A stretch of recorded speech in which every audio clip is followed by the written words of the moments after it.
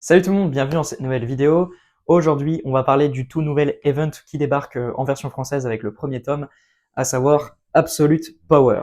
Donc moi, pour l'instant, j'ai juste le premier numéro de la version originale.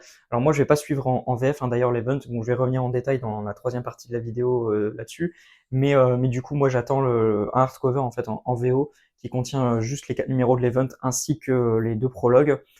Il arrive la semaine prochaine, donc je l'ai pas encore dans cette vidéo. De toute façon, là, c'est pas pour donner un avis sur l'event, c'est juste pour le présenter et puis aussi revenir un peu sur les différentes, enfin la chronologie un peu des différents grands événements de l'ère Infinite, et puis évoquer aussi les comics qui introduisent des éléments assez importants dans l'histoire d'Absolute Power, des éléments ou des personnages. Et dans un dernier temps, donc on reviendra sur la publication en version française de l'event avec du coup l'intégralité des sommaires des 3 tomes qui concerneront la publication de cet event. Donc, je commence sans plus attendre avec la présentation de cet event. Donc, Absolute Power, c'est un event de Mark Waid pour le scénario et Dan Mora pour les dessins. Donc, rien que ça, niveau équipe créative, ça fait clairement envie et c'est, on va dire, un peu le gros atout de cet event qui, sans ça, je pense pas que j'aurais été, déjà, en lui-même, c'est pas l'event que j'attends le plus, mais voilà, sans cette équipe créative, je pense que je l'aurais encore moins attendu. Alors, au niveau on va dire, de l'intrigue et tout, l'histoire est plutôt sympa. Enfin, en tout cas, encore une fois, j'ai lu que le premier numéro, mais en tout cas, voilà, le pitch de départ est plutôt cool. C'est donc Amanda Waller, hein, qui a toujours détesté les méta-humains, qui a réussi son coup et a enfin trouvé un moyen de neutraliser les méta-humains en leur enlevant leur super pouvoir. Donc on va se retrouver avec directement une introduction qui va bien nous mettre dans le bain avec un Superman qui se retrouve vulnérable par exemple à une attaque au pistolet. Et puis dans le premier numéro, on va retrouver un peu différentes situations semblables à celles que Superman a vécues dans l'introduction, avec des héros qui se retrouvent facilement neutralisés et sans pouvoir faire appel à leur super pouvoir. Et en plus de ça, Amanda Waller s'est entourée d'une armée avec, par exemple, le Facesafe Zur-En-Arrh, qui a été introduit du coup dans la série Batman, et puis la Brainiac Queen. Je vais essayer de vous retrouver la case, voilà, que je vous ai montré un peu juste avant, qui avait été introduite du coup dans House of Brainiac. Et en plus de ça, elle va se constituer une espèce d'armée de Amazo, de robots Amazo, qui ont été conçus pour neutraliser des héros spécifiquement. Donc là, par exemple, on en a un qui a l'air d'être fait pour neutraliser Flash, il y en a un pour Green Lantern, etc. Enfin, en tout cas, qui s'inspirent de leur pouvoir, quoi. Et donc voilà, c'est un peu le pitch de départ. Donc les héros vont se retrouver vraiment dans une situation de crise, ils vont devoir essayer de former un peu une résistance dans une situation assez inédite où ils ne pourront pas compter sur leur super pouvoir. Donc pour ceux qui en ont en tout cas, parce qu'on va aussi avoir bien évidemment des personnages comme Batman et la Bat Family qui sont pour la plupart sans super pouvoir à la base. Mais voilà, donc pitch plutôt sympa et plutôt prometteur. Donc c'est un peu voilà ce que va raconter Absolute Power. Maintenant, moi, comme je vous dis, j'ai pas non plus des attentes démesurées. Graphiquement, bon, ça a l'air assez incroyable, hein, par contre, pour la partie de l'event, hein, comme vous pouvez le voir avec ces planches absolument dingues de Dan Mora. Donc, je pense déjà de ce point de vue-là, je vais en prendre plein les yeux et ça sera déjà très bien. Moi, si je peux passer un bon moment dans un event vraiment grand spectacle avec des bons dialogues vraiment fun et tout de Mark Waid, des moments d'action vraiment stylés, sublimés par les planches de Dan Mora, franchement, ça sera déjà très bien. J'en attends pas beaucoup plus que ça. Enfin, c'est déjà pas mal niveau attente, vous allez me dire. Mais il y a des events qui, même ça, des fois, n'arrivent pas forcément à le faire. Donc, franchement, voilà, c'est à peu près là-dessus que le gros de mes attentes vont aller en ce qui me concerne. Euh, Absolute Power, du coup, il a la particularité de s'inscrire dans la conclusion de l'ère Infinite. Donc c'est vraiment cet event-là qui va terminer cette ère-là et qui va du coup nous amener vers la suite avec l'ère donc l'ère All-In et Absolute, avec la gamme des nouveaux titres Absolute, etc.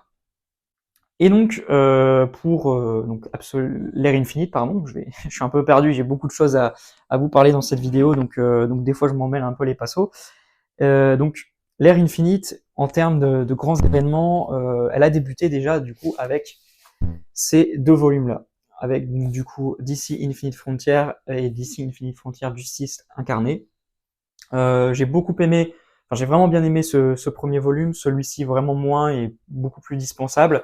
Et c'est donc 2 events qui ont vraiment introduit l'ère Infinite et poser la première grande menace de cette ère-là qui a été Darkseid, ainsi que en filigrane d'autres personnages qui seront par la suite réellement introduits et développés dans le gros event Dark Crisis on Infinite Earth, avec notamment la Ténèbre, et puis le personnage du Paria, qui vient donc faire écho, comme le titre, la première grande crise de l'univers d'ici, à savoir donc Crisis on Infinite Earth. Voilà, retour rapide sur l'event. Moi, j'ai bien aimé aussi Crisis on Infinite Earth, Dark Crisis on Infinite Earth, pardon. C'était très cool. Maintenant, il y a pas mal de défauts que je retrouve sur beaucoup d'events, c'est-à-dire que beaucoup d'à côté dispensables, et sur l'histoire en elle-même, ça va trop vite par moment, et j'aurais aimé que ça dure un peu plus longtemps, et que on va dire que la trame principale de l'event s'étale sur plus de numéros. Par contre, graphiquement, c'était assez dingue. On avait du Daniel Sampere sur un event, donc c'était assez incroyable de le voir dessiner un peu toute la galerie de personnages de l'univers d'ici dans un gros event d'action comme ça. Donc là-dessus, j'avais été très très content de le retrouver là-dessus, et ça m'a fait vraiment plaisir. Donc voilà. Après, pour Absolute Power, donc on n'est pas sur des events qui sont très importants pour comprendre la trame d'Absolute Power et le statu quo d'Absolute Power. Il y a juste vraiment la conclusion les dernières pages de Dark Crisis qui viennent vraiment mettre sur le devant de la scène Amanda Waller, avec du coup son envie d'en finir une bonne fois pour toutes avec les méta-humains.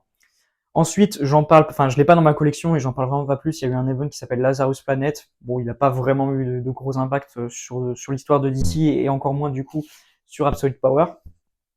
Par contre, du coup, le dernier event que j'ai un peu envie de vous parler, c'est Dawn of Titans, tome 2, plus particulièrement, qui là, vraiment, c'est clairement un peu un prologue limite, en tout cas pour le personnage d'Amanda Waller, pour Absolute Power. C'est vraiment dans cet event-là et ce qui va en découler qui va asseoir totalement la place de grand vilain qu'aura Amanda Waller à ce moment-là dans l'univers d'ici. Avec notamment, du coup, quand elle va s'emparer à la toute fin de l'event du hall de justice pour le transformer en hall de l'ordre, donc ce qui est forcément beaucoup plus caractéristique du personnage d'Amanda Waller qui souhaite tout contrôler. J'essaye de retrouver la page, voilà, ici, où elle s'empare du hall de justice. Donc vraiment, c'est dans cet event-là, comme je vous dis, où vraiment Amanda Waller va, on va dire, avoir un peu toutes les cartes en main pour mettre son prochain plan en action. C'était pareil, très très cool à suivre.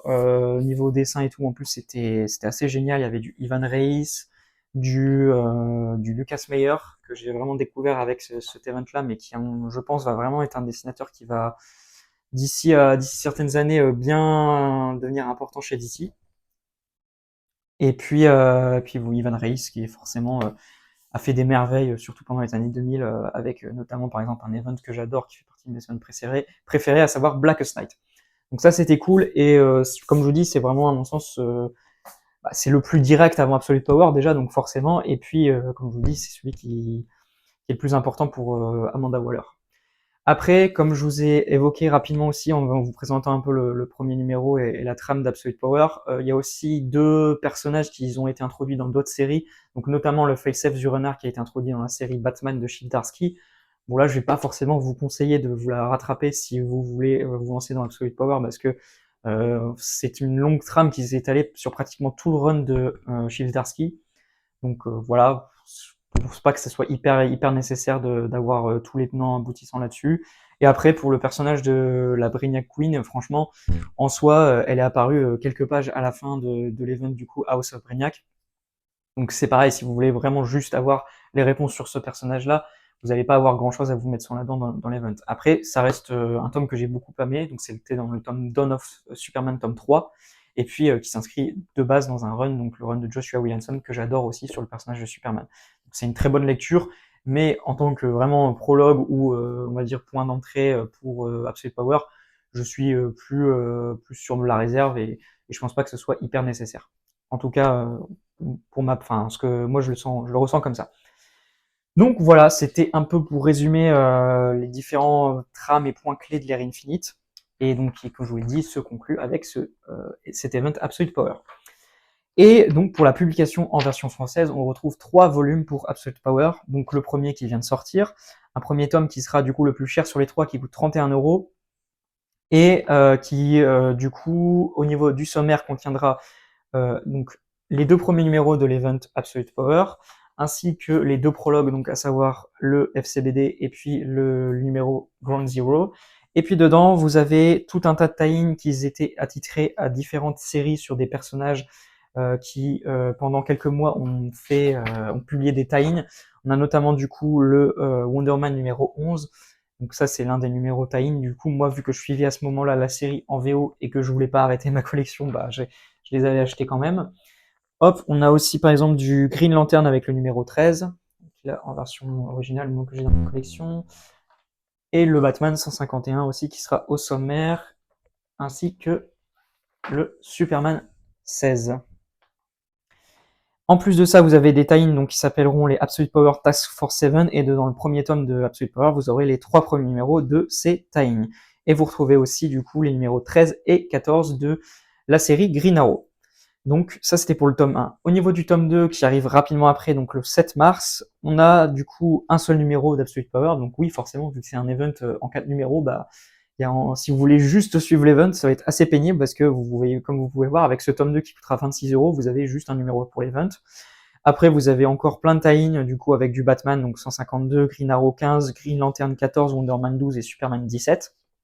Donc voilà, globalement, pendant 3 mois, c'est des séries qui ont publié en fait des tie-in pour l'event. Après, vous avez la suite de Absolute Power Task Force 7 avec les numéros 4 et 5. Et du coup, c'est à peu près tout pour le tome 2 qui coûte, je sais pas si j'ai déjà dit, mais 26 €. Et enfin, pour le tome 3 qui sort le 25 avril, vous avez donc le 4e et dernier numéro de l'event Absolute Power, les numéros 6 et 7 de Absolute Power Task Force 7, et puis là aussi la suite des numéros sur les séries de Green Arrow avec le numéro 16, Superman 18, Wonder Man 13, Green Lantern 15. Et puis vous avez l'apparition de 2 autres tie-in avec Absolute Power Origins numéro 1 à 3. Si je dis pas de bêtises, c'est des tie-in qui vont se concentrer un peu sur le personnage d'Amanda Waller. Et puis un numéro Absolute Power Super Son. Donc là d'instinct, je dirais que c'est un numéro qui se concentre sur John et Damian, mais peut-être que je dis une connerie. Je me suis pas trop renseigné, je vais pas vous le cacher sur un peu le contenu de ce tie-in là en particulier. Voilà pour la publication en VF. Donc moi, comme je vous l'ai dit, ça sera pour moi la VO parce que suivre un event qui va me revenir à presque, plus de 80 balles, franchement, c'est assez pénible. Encore une fois, pour un event aussi court en 4 numéros, moi, ça m'intéressait pas. Et puis, comme vous pouvez le voir, bah, j'ai certains tie-in en plus de ça que j'ai déjà en VO vu que je suivis les séries à ce moment-là. Donc, franchement, faire des doublons là-dessus et tout, ça me tentait vraiment pas. Donc, moi, je prendrai le hardcover qui arrive tout bientôt. Voilà, donc j'espère que cette vidéo vous aura plu. N'hésitez pas à donner votre avis dans les commentaires. Est-ce que vous attendez l'event Absolute Power? Et puis, si c'est le cas, est-ce que vous allez suivre en VF ou comme moi, vous allez plutôt passer par la version originale? Donc voilà, n'hésitez pas à vous exprimer et j'échangerai avec vous comme d'habitude avec beaucoup de plaisir. On se retrouve très prochainement pour une prochaine vidéo. Ça sera une vidéo sur un numéro en version originale. Et puis la semaine prochaine, normalement le dimanche comme d'habitude, on se retrouvera pour un achat comics sur le mois de janvier. Voilà, à plus tout le monde, prenez soin de vous, à la prochaine.